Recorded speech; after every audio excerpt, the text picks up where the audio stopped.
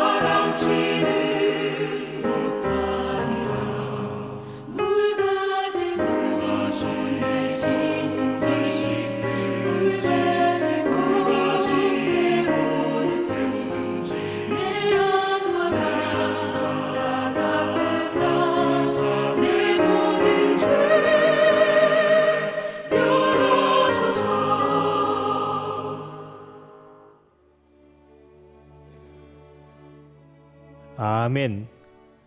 오늘 주시는 하나님의 말씀은 사사기 12장 1절에서 6절까지 말씀입니다. 함께 봉독하시겠습니다. 에브라임 사람들이 모여 북쪽으로 가서 입다에게 이르되 내가 암몬 자손과 싸우러 건너갈 때에 어찌하여 우리를 불러 너와 함께 가게 하지 아니하였느냐. 우리가 반드시 너와 내 집을 불사르리라 하니 입다가 그들에게 이르되 나와 내 백성이 암몬 자손과 크게 싸울 때에 내가 너희를 부르되 너희가 나를 그들의 손에서 구원하지 아니한 고로 나는 너희가 도와주지 아니하는 것을 보고 내 목숨을 돌보지 아니하고 건너가서 암몬 자손을 쳤더니 여호와께서 그들을 내 손에 넘겨주셨거늘 너희가 어찌하여 오늘 내게 올라와서 나와 더불어 싸우고자 하느냐 하니라. 입다가 길르앗 사람을 다 모으고 에브라임과 싸웠으며 길르앗 사람들이 에브라임을 쳐서 무찔렀으니 이는 에브라임의 말이 너희 길르앗 사람은 본래 에브라임에서 도망한 자로서 에브라임과 므낫세 중에 있다 하였음이라. 길르앗 사람이 에브라임 사람보다 앞서 요단강 나루턱을 장악하고 에브라임 사람의 도망하는 자가 말하기를 청하건대 나를 건너가게 하라 하면 길르앗 사람이 그에게 묻기를 내가 에브라임 사람이냐 하여 그가 만일 아니라 하면 그에게 이르기를 쉿볼렛이라 발음하라 하여 에브라임 사람이 그렇게 바로 말하지 못하고 쉿볼렛이라 발음하면 길르앗 사람이 곧 그를 잡아서 요단강 나루턱에서 죽였더라. 그때에 에브라임 사람의 죽은 자가 42,000명이었더라. 아멘. 저희 아버님이 한 번은 명절 전날 저에게 시장에 가서 꿀을 사와라 하고 말씀하신 적이 있습니다. 저는 말씀하신 대로 시장에 가서 벌꿀을 사가지고 돌아왔는데 아버지께서 꿀을 사오랬더니 왜 꿀을 사왔냐라고 하셨습니다. 정말 당황스러웠죠. 알고 보니 저희 아버님은 마산 경상도 출신이신데 경상도에서 꿀은 바다의 굴을 이야기하는 것이었습니다. 지금 생각해 보면 아버님이 참 아들이 자신의 말을 알아듣지 못해서 당황스러우셨을 것이다 라고 생각되는데요. 저도 역시 아버님의 말씀에 당황스러웠던 기억이 납니다. 오늘 성경 말씀은 바로 이렇게 사투리, 방언과 관련이 있습니다. 우리는 지난 11장에서 입다의 실수를 보았습니다. 자신이 암몬 자손과의 싸움에서 이기면 돌아올 때 자신을 가장 먼저 영접하는 자를 번제로 드리겠다는 우상 몰렉에게나 할 법한 서원을 하므로 결국 자신이 사랑했던 무남동녀 딸을 번제로 드리는 실수를 저질렀던 입다의 모습을 보았습니다. 그런데 오늘은 그것보다 더 큰 비극이 일어납니다. 에브라임 지파가 입다에게 올라와서 왜 암몬 자손이랑 싸울 때 자신들을 부르지 않았느냐고 시비를 겁니다. 입다의 입장에서는 내가 너희들에게 도움을 요청했을 때 너희들이 도와주지 않아서 목숨을 걸고 싸웠고 하나님께서 도와주심으로 암몬 자손을 무찌를 수 있었다라고 이야기했지만 에브라임 자손은 흥분하여서 너와 내 집을 불사르겠다라는 협박까지 합니다. 사실 입다의 입장에선 사랑하는 딸을 번제로 드리고 정말 살고 싶은 생각이 별로 안 들었을 때인데 불난 집에 부채질한다고 이런 협박을 하니 입다 역시 물러서지 않았습니다. 결국 입다와 길르앗 사람들 그리고 에브라임 지파 사이에 동족 상잔의 전쟁이 벌어집니다.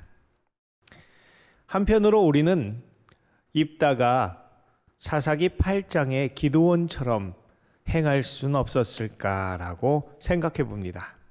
사사기 8장 1절에서 3절까지의 말씀입니다.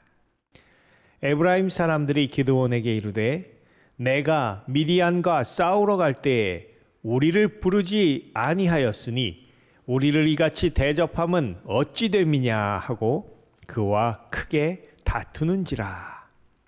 기드온이 그들에게 이르되 내가 이제 행한 일이 너희가 한 것에 비교되겠느냐.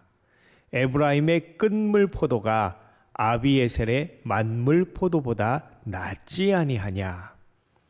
하나님이 미디안의 방백 오렙과 스앱을 너희 손에 넘겨주셨으니 내가 한 일이 어찌 능히 너희가 한 것에 비교되겠느냐 하니라. 기드온이 이 말을 하매 그때에 그들의 노여움이 풀리니라. 아멘. 네, 오늘 입다에게 시비를 걸었던 에브라임 지파는 예전에도 그런 경력이 있었습니다. 우리는 사사기 8장 기드온과 에브라임의 다툼에서 에브라임 사람들의 기질을 잘 알 수 있습니다. 진작에 전면에 나서 싸우지는 못하면서 남이 공을 세우면 자기들도 할 수 있었는데 왜 안 불렀냐라며 시비를 거는 것이죠. 그래도 기드온의 말을 듣고 중간에 합류해서 미디안 방백 오렙과 스앱을 죽인 공이 있어 기드온은 이것을 언급하며 에브라임 사람들을 추켜 세우자 이에 만족하며 평화롭게 돌아갔습니다. 이렇게 기드온의 현명한 말로 자칫 동족 간에 일어날 수 있었던 비극이 사전에 예방될 수 있었습니다. 하지만 기드온도 미디안의 방백들을 추격하는 과정에서 비협조적이었던 숫곳 사람들에게는 앙가품을 하기도 했습니다. 다시 오늘 본문으로 돌아와서 입다와 길르앗 사람들은 결국 에브라임 사람들과 전투를 벌이게 됩니다. 이들의 전투는 쉽게 승부가 판가름 나서 에브라임 사람들이 도망가기 시작했습니다. 그러나 길르앗 사람들은 거기서 멈추지 않고 에브라임 사람들의 퇴로인 요단강 나루턱을 선점하고 강을 건너려는 자들에게 에브라임 사람이냐라고 묻고 아니라고 하면 쉽볼렛이라 발음하라고 해서 만약 그 발음을 못하고 십볼렛이라고 발음하면 죽였습니다. 흔히 시냇물이라고 번역할 수 있는 쉽볼렛이란 단어에 대해 길르앗 사람들과 에브라임 사람들의 발음이 달랐기 때문에 그렇게 했던 것이죠. 결국 이 발음 하나 때문에 무려 42,000명의 에브라임 사람들이 죽었습니다. 입다는 암몬 자손들을 무찌르고 이스라엘을 구원했지만 동시에 잘못된 서원으로 무남동녀 딸을 번제로 드리고 동족 에브라임 사람들을 42,000명이나 죽이는 과오를 남긴 것입니다. 그리고 이스라엘의 사사가 된 지 겨우 6년 만에 죽었습니다. 성경은 그를 큰 용사였다라고 말합니다. 기생의 아들로 태어나 형제들에게 쫓겨나고 타지에서 세력을 키워 결국 길르앗의 머리로 청빙받아 암몬 자손간의 일전에서 승리함으로 이스라엘을 구원했던 입다였지만 딸을 먼저 보내고 동족들을 42,000명이나 죽이고 마음 편하게 천수를 누리지는 못했던 것 같습니다. 그는 가정적으로나 정치적으로나 실패한 인생이었습니다. 오늘 사건을 보며 혹시 길르앗과 에브라임 사람들의 사투리가 다르지 않았다면 희생자가 조금은 적게 나오지 않았을까 하는 생각도 하게 됩니다. 미국도 그렇지만 대한민국도 사투리, 방언이 얼마나 다릅니까? 제주도 방언은 저의 경우엔 거의 알아듣기가 힘들고 처음에 말씀드린 것처럼 한 가족끼리도 의사소통에 어려움이 있는 경우가 종종 있습니다. 미국에 살고 있는 우리 이민 가정들에서도 한국말을 주로 쓰시던 부모님 세대와 영어가 편한 자녀 세대에서 이런 어려움들이 있곤 합니다. 하지만 언어가 하나라고 해서 모든 문제가 해결되는 것은 아닙니다. 온 땅의 언어가 하나요, 말이 하나였더라 하신 창세기 11장에서 인간들은 탑을 세워 그 꼭대기를 하늘에 닿게 하여 우리들의 이름을 내고 온 지면에 흩어짐을 면하자라고 했습니다. 홍수로 범죄한 세상을 심판하신 하나님께 대적하며 도전했던 그들에게 하나님은 언어를 나누심으로 바벨탑을 쌓는 일을 멈추게 하셨습니다. 언어가 하나였을 때도 가인은 아벨을 죽였고 인류는 범죄가 극에 달하여 하나님께서 행하신 홍수의 심판을 받았습니다. 바벨탑 이후 언어로 갈라졌던 인류가 각종 기술의 발달로 세계가 언어를 초월해서 하나로 이어져 가는 이 시대, 인류는 오히려 더욱 스스로 멸망의 탑을 쌓아가고 있습니다.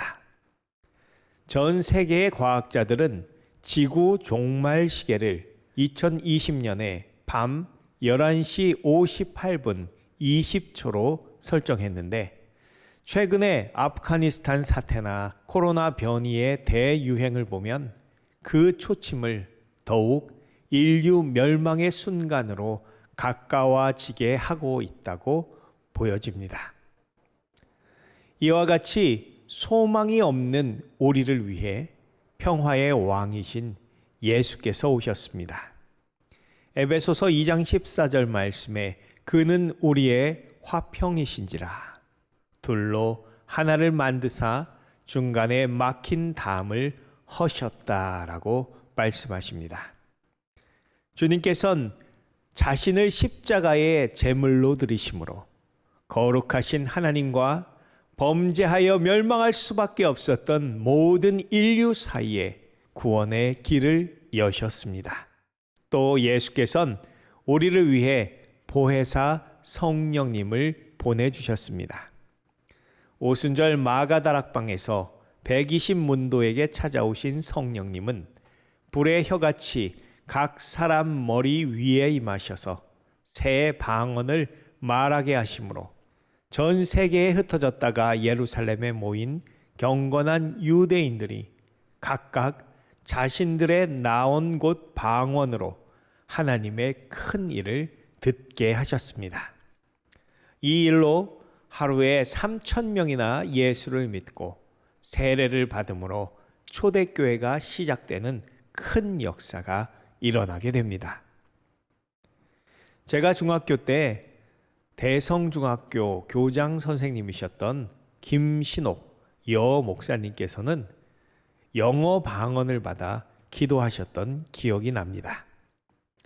이와는 반대로 미국에서 변호사였던 스캇 브레너 목사님은 한국말 방언을 미리 받아 하나님의 지시대로 한국에 와 선교하시고 다윗의 장막이란 팀으로 찬양 사역을 통해 큰 영향을 끼쳤습니다. 최근엔 한국말로 CBS TV 등에서 설교 사역을 활발히 하고 계십니다. 언어를 초월해 하나님께서 하시는 놀라운 일들입니다. 이뿐 아니라 선교지에서 언어가 통하지 않았던 선교사님들이 비슷한 역사를 체험한 이야기를 종종 듣게 됩니다. 하나님께서는 이렇게 언어로 갈라졌던 사람들을 하나 되게 하사 복음을 전하며 예수께로 돌아오는 역사를 이루기도 하십니다. 또 성령께서는 방언뿐 아니라 성령을 통해서 하시는 많은 사역들을 통해 성령의 은사이자 열매인 사랑을 우리에게 주사 주님과 우리를 하나 되게 하시고 사람과 사람들을 하나 되게 하시는 줄 믿습니다. 사실 입다에게 길르앗 사람들과 에브라임 사람들에게 가장 큰 문제는 사랑이었습니다. 공적에 대한 시샘이나 협박으로 인한 분노, 이 모든 것도 사랑이 있었으면 해결될 수 있었습니다. 방언이 다르고 발음이 같지 않았어도 하나님의 백성이요 하나의 공동체라는 자각이 있었다면 얼마든지 품고 넘어갈 수 있는 일이 끝내 엄청난 비극이 되고 만 것입니다. 예나 지금이나 사탄은 틈을 내고 사람들을 이간질하는데 능숙합니다. 그러나 하나님의 사랑은 모든 것을 품고 허다한 죄를 덮습니다. 베드로 사도는 베드로전서 4장 7절에서 8절까지 말씀에 이렇게 권면합니다. 만물의 마지막이 가까이 왔으니 그러므로 너희는 정신을 차리고 근신하여 기도하라. 무엇보다도 뜨겁게 서로 사랑할지니 사랑은 허다한 죄를 덮느니라. 아멘. 주님 오실 날이 가까울수록 우리는 더욱 사랑해야 합니다. 뜨겁게 사랑해야 합니다. 특별히 주님의 몸된 교회에서 우리는 서로를 이해하고 품어주는 일이 더더욱 필요하다고 믿습니다. 세대 차이로, 정치적 입장 차이로, 혹은 이런저런 견해의 차이로 벌어지는 안타까운 일들이 우리 교회에서는 없기를 간절히 기도합니다. 우리의 가정에서도 주님의 사랑이 충만해서 모든 갈등과 아픔이 사라지고 예수 안에 한 믿음으로 주님 주시는 기쁨과 평강이 넘쳐나시기를 예수님의 이름으로 축원합니다. 주님께서 마지막 만찬을 나누신 밤에 제자들에게 주셨던 요한복음 13장 34절에서 35절 말씀을 끝으로 말씀을 맺고자 합니다. 새 계명을 너희에게 주노니 서로 사랑하라. 내가 너희를 사랑한 것 같이 너희도 서로 사랑하라. 너희가 서로 사랑하면 이로써 모든 사람이 너희가 내 제자인 줄 알리라. 아멘. 하나님을 사랑하고 이웃을 서로 사랑함으로 다툼과 아픔을 이기고 승리하시는 나성한인교회 성도님들 가정과 우리 교회, 그리고 우리가 살아가는 이 땅 미국과 조국 대한민국이 되기를 예수 그리스도의 이름으로 간절히 축원합니다. 함께 기도하시겠습니다. 아버지, 당신의 사랑을 우리에게 주시니 감사합니다. 서로 사랑함으로 승리하는 나성한인교회 성도님들 되게 하여 주시옵소서. 이 땅과 열방에도 예수의 사랑과 자비가 충만케 하여 주시옵소서. 우리 주 예수님 이름으로 기도드렸사옵나이다. 아멘. 할렐루야. 오늘도 주님의 사랑으로 하나 되게 하며 승리하시는 성도님들 되시기를 축원합니다. 들어주셔서 감사합니다.